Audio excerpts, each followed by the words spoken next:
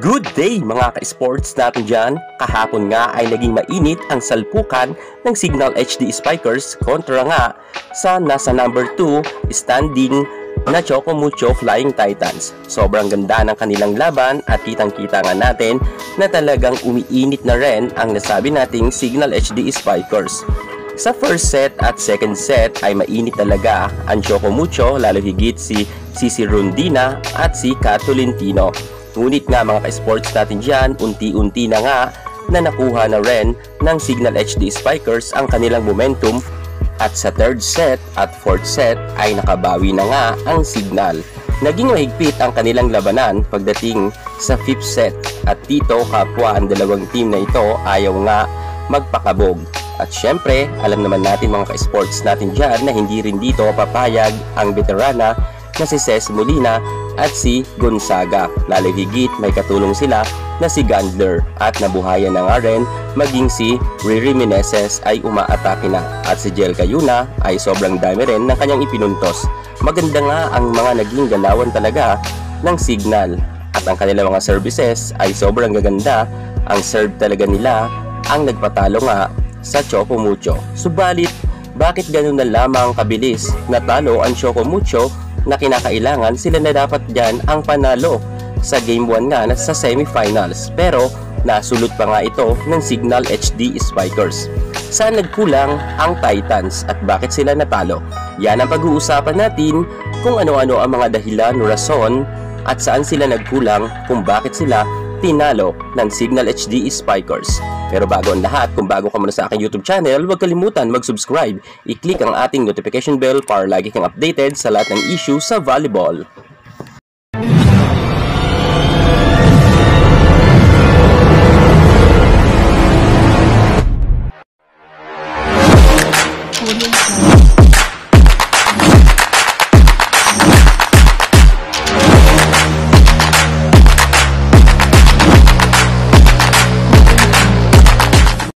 VVL All-Filipino Conference 2023 Semifinals First Game kung saan nga tinalo nga ang Choco Mucho ng Signal HD Spikers. Narito na nga atin nang pag-uusapan ang kanilang mga naging games kagabi at kung paano sila tinalo ng Signal. Ano-ano ang kakulangan ng Choco Mucho at bakit mabilis silang natalo sa fifth set. Narito na nga mga ka-sports. Unahin na natin dyan ang kanilang libero na si Tang Ponce. Bagamat alam naman natin na magaling na libero si Tang Ponce at kita naman natin na nag-shine siya ng first set at ng second set. Subalit nga ng third set at fourth set at lalo higit sa final games nila sa fifth set ay kitang-kita natin na mukhang humina nga itong si Tang Ponce.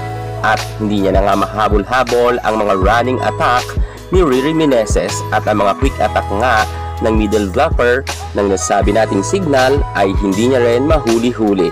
Lalo higit ay talagang mas gumaling na at mas tumindi nga ang services nga ni Jel Cayuna at ni Vanny Gandler at ito talaga ang nagpatalo sa Choco Mucho. Naging mahina nga ang opensa at depensa ng Choco Mucho kung kaya madalas nga silang mabagsakan ng bola at kahit mga drop ball nga ni Molina at ni Gandler ay hindi nga nila makuha-kuha. Dahil nga naging mahina ang kanilang floor defense, diyan talaga nagkulang ang Choco Mucho kung kaya nga mabilis talaga silang natalo. At mukha ngang nawalan sila ng momentum pagdating nga sa fifth set. Yan ang una na rason kung kaya sila natalo. Dumako naman tayo mga ka-sports natin dyan sa pangalawang rason kung bakit sila natalo.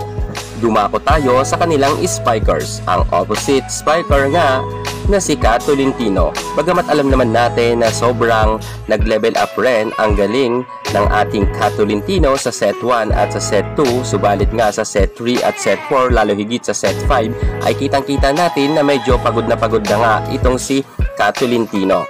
At dito rin nagkamali ang kanilang coach kung saan nga kahit sabihin natin na talagang mataas ang porsyentuhan nga pagdating sa mga spike ng ating Kat ay sana sobrang pagod na kasi siya ay pinalitan dapat siya ni Caitlin Biray. Hindi nga nila nagamit ang power ni Biray kung saan nga ay sobrang late naman kung ipasok man ito mga ka-sports natin dyan ay wala na rin pag-asa nga na manalo sapagkat namabaga na nga ang kalamangan ng Signal.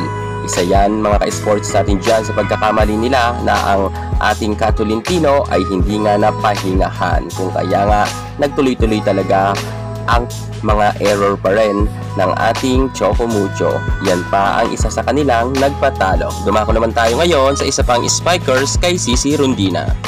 Bagamat alam naman ang karamihan na sobrang magaling talaga itong si Sisi Rondina at marami pa nga nagsasabi na ito daw ang karapat-dapat na maging MVP, pero kahapon nga sa kanyang galawan mga ka-sports ay talagang kitang-kita na rin natin na sobrang pagod na rin si Sisi Rondina at ang kanyang minsan mga spike ay sumasablay na nga rin ito. Subalit mga ka-sports natin dyan, naging consistent pa rin naman ang galawan ni Sisi Rondina sa loob ng court. Sadyang kinulang lang talaga sila pagdating nga sa 5th set at sadyang nagkaroon na rin sila ng mga error, kung kaya nga natalo sila. Narito pa ang isang dahilan kung bakit sila natalo. Riri Meneses. Hindi nga napaghandaan ng Choco Mucho ang mga running attack ni Meneses at tumindi na rin ang naging blocking nga ng ating Meneses, kung kaya ito talaga ang isa pa sa mga naging dahilan kung bakit nga natalo ang Choco Mucho ay hindi nga nila napaghandaan si Meneses. Makikita nga natin na nakafocus lang ang nasabi natin Choco Mucho kay Vanny Gandler at kay Molina at kay Gonzaga. Pero pagdating naman sa middle blocker nga ng nasabi nating Signal HD Spikers, ito ang hindi napaghandaan nila dahil nga si Riri Meneses nag-step up nga ng 3rd set, 4th set at final set. Yan talaga ang nagpapanalo rin sa Signal.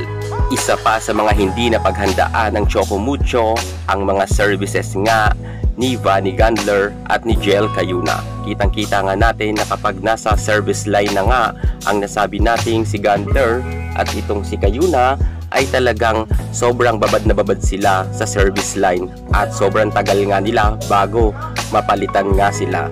Kitang-kita naman natin mga ka-sports natin dyan na sobrang ganda kasi ng mga services nga ni Gandler at ni Cayuna at sobrang bigat nga nito, at kahit nga ang best libero na si Tang Ponsiman or kahit si Dindin Revilla ay hindi nga nila ito ma-receive ng maayos. Bagamat nakakapag-adjust naman si Boss D sa kanyang mga set, subalit nga pagdating naman sa floor defense ay sobrang hina talaga ng Choco Mucho dahil nga madalas nga nakakapuntos ang Signal HD Spikers sa kanilang mga services, at ito talaga ang rason kung bakit natalo nga ang Choco Mucho. At syempre, ginalingan talaga kasi ng mga spikers nga ng Signal, at buong players nga ng Signal ay kumilos nga, lalo higit pagdating nga sa final set.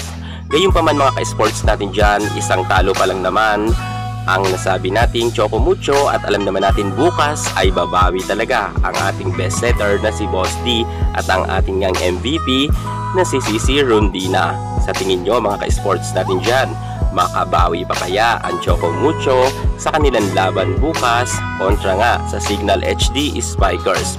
At kung sa tingin nyo makakabawi nga ang Choco Mucho bukas sa games, magkomento na kayo sa baba. At syempre, mag-a-update ako ng mabilisan bukas sa kanilang mga games. Kaya tumutok lang kayo sa aking YouTube channel, at para hindi kayo mahuli sa lahat ng kaganapan at issue pagdating sa larangan sa volleyball, subscribe na. Thank you so much. God bless.